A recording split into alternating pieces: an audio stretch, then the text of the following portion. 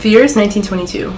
Warren G. Harding is president, the USSR is established, and a man named William H. Hays has become chairman of the Motion Picture Producers and Distributors of America. He had a plan to wipe Hollywood of all the scandals that had been taking place. For example, Olive Thomas overdosed in September of 1920, when earlier that year she had starred in Flapper. A few years after Hays took this position, the Catholic Church gave him a set of principles for him to enforce to clean up Hollywood. However, right after Hays agreed to this, movie theaters and studios saw a great loss due to the Great Depression. And with the advancement of movies with sound, this means studios were spending a lot of money on movies that the public could not afford to watch. Desperate for money, the studios agreed to comply with the Catholic Church and major censorship ensued. Between 1934 and 1968, the Hays Code, also known as the Motion Picture Production Code, completely oversaw Hollywood. They forbid profanity, obscenity, racial slurs, graphic violence, criminality, substance abuse, and homosexuality. During World War II, gay men were being drafted, and queer women were staying at home and building their own community. After the war, these communities were flocking to big cities like New York and San Francisco. Due to this following World War II, the economy was booming, which means more people were seeing movies. One of the first movies to show a queer character was Gilda. This movie was produced still under the Hays Code, but they were able to portray queer characters by using stereotypes without explicitly stating the character was queer. Around this time, the Kinsey scale was being developed by Alfred Kinsey. The Kinsey scale shows the spectrum between homosexuality and heterosexuality. The publication of this scale made the public more aware of homosexuality, and so the Hays Code became more relaxed with it. By the 50s, homosexuals were able to be shown in film.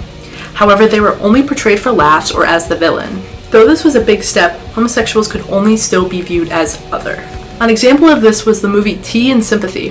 The main character Tom is shown as effeminate and uninterested in the same things as his peers. People believe that he is a homosexual, but he tries to disprove these claims. Homosexuality is explicitly mentioned in this film, but is still considered deviant and perverted. In the 60s, the women's rights and civil rights movements were booming. Along with these, the homophile movement was beginning and starting to gain public tolerance. The Stonewall Uprising took place in 1969, which really gave the homophile movement the traction it needed to be in the public eye.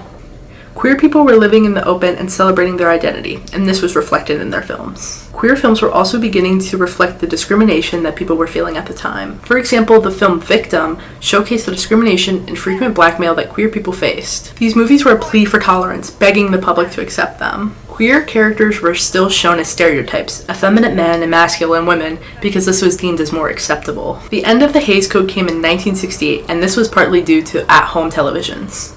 Studios were afraid that people would not leave their homes to see movies, so they needed something to draw attraction. Now, it would be a disservice to talk about queer movies in the 70s and 80s without mentioning John Waters. John Waters is considered queer cinema royalty.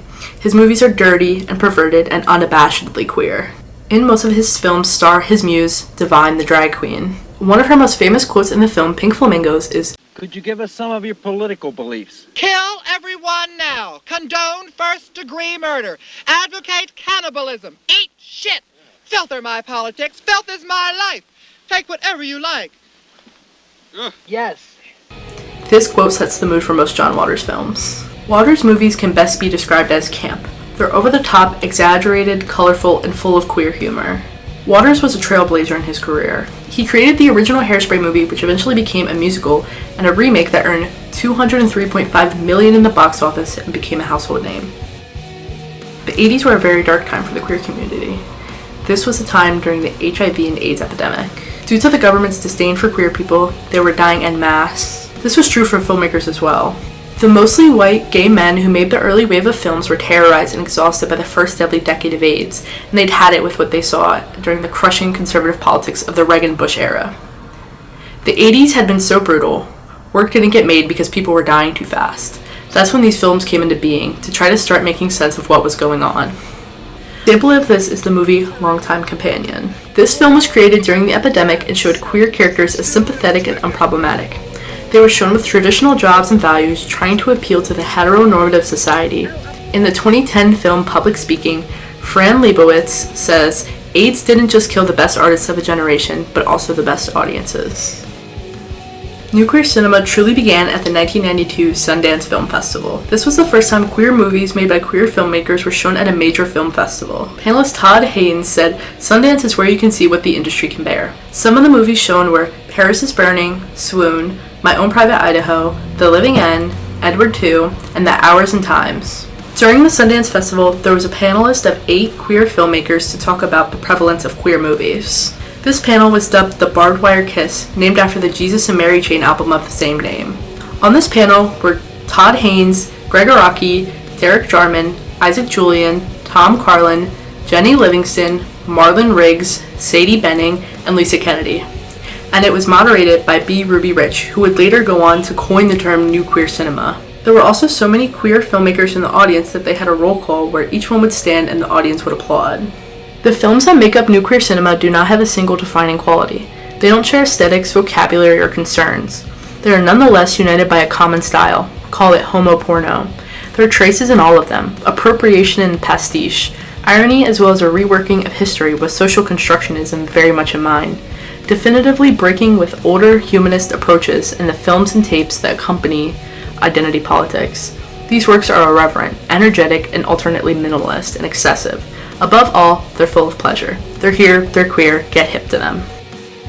Greg Araki was born December 17, 1959. He grew up in Santa Barbara, California, which was the setting of most of his movies. He graduated from University of Southern California School of Cinematic Arts in 1985 with a Master's of Fine Arts.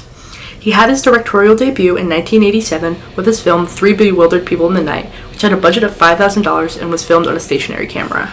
His next film, The Long Weekend, similarly had a budget of only $5,000. His third film, The Living End, had a budget of $250,000, which was a big upgrade. Though his movies were low budget, they were still very critically acclaimed and were shown in many major festivals. These films also had a star-studded cast compared to the others, with actresses such as Rose McGowan, Parker Posey, Margaret Cho, Christina Applegate, and Rachel True. These films received mixed reviews. Roger Ebert, a notorious film critic, gave it 0 stars. These films were eventually seen as cult classics. Araki made a few other movies such as Splendor, about his relationship with actress Kathleen Robertson, despite Araki identifying as gay.